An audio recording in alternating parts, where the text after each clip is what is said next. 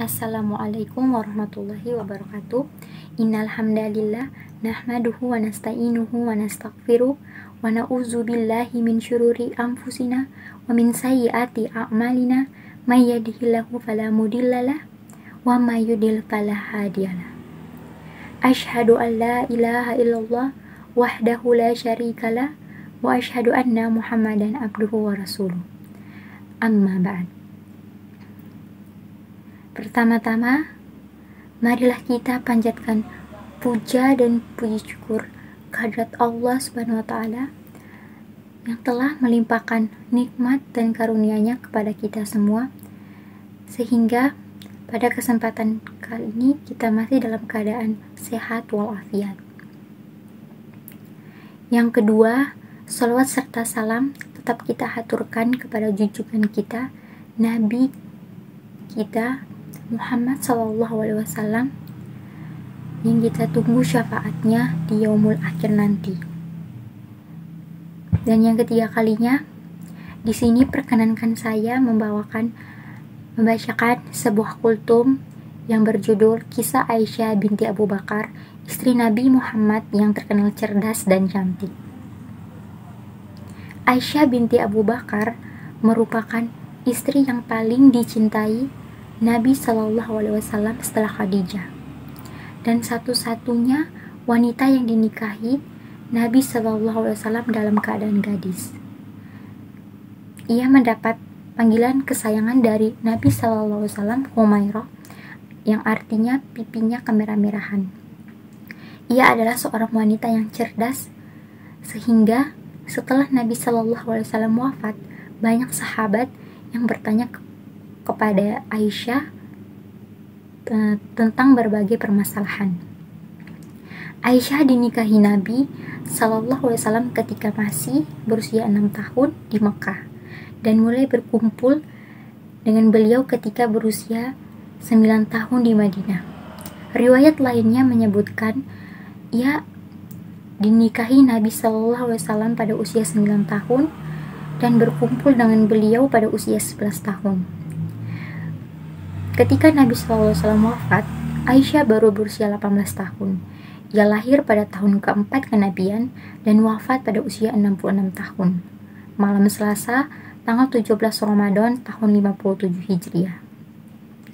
Awal mula pernikahan ini adalah ketika Khawlah binti Hakim menemui Nabi SAW beberapa waktu setelah meninggalnya Khadijah.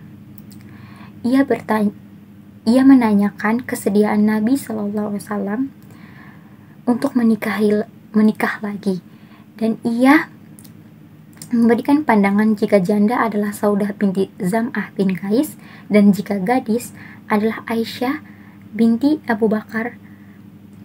Nabi SAW menyerahkan urusan ini pada Khawlah.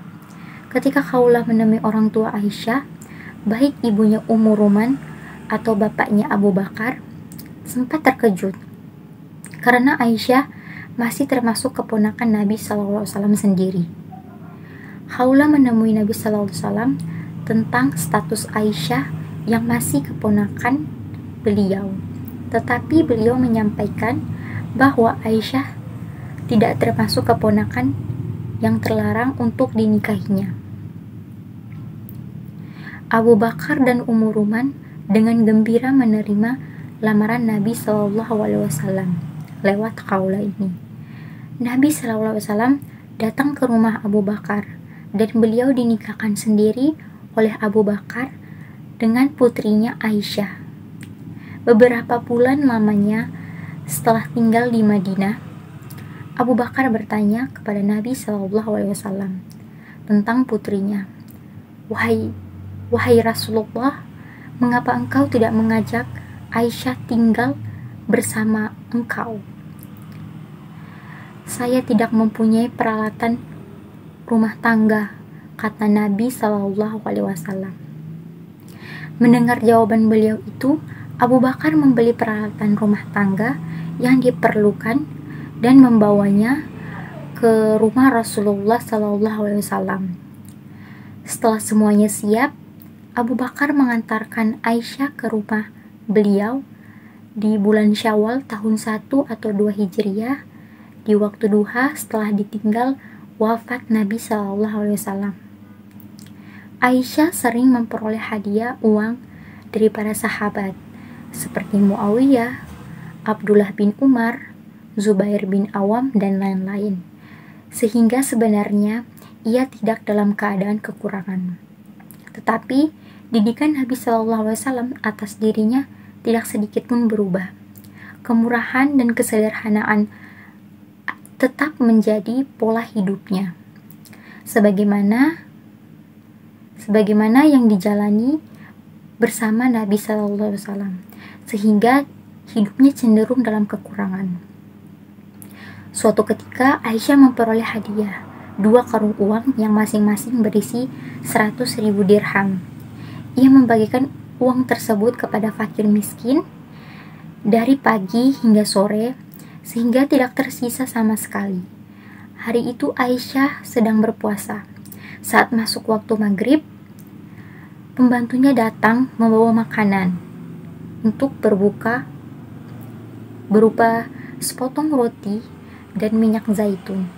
Ia berkata kepada Aisyah, "Seandainya engkau tadi menyisakan 1 dirham, tentu aku bisa menyediakan sepotong daging untuk menu berbuka. Mengapa engkau baru mengatakannya sekarang?" kata Aisyah. Andai tadi engkau mengatakannya, tentu kusisakan 1 dirham untukmu." Suatu ketika Aisyah dalam keadaan puasa dan hanya memiliki sepotong roti untuk persiapan berbuka. Tiba-tiba datang seorang lelaki miskin meminta makanan kepadanya. Aisyah pun menyuruh pembantunya menyerahkan sepotong roti yang ada. Pembantunya berkata, "Jika kita memberikan roti ini, kita tidak memiliki makanan lagi untuk berbuka puasa. Biarlah, berikan saja roti itu kepadanya," kata Aisyah. Keadaan seperti itu seringkali terjadi, sehingga menyulut rasa kasihan dari keponakannya, Abdullah bin Zubair. Karena hidupnya yang dalam keadaan miskin dan serba kekurangan,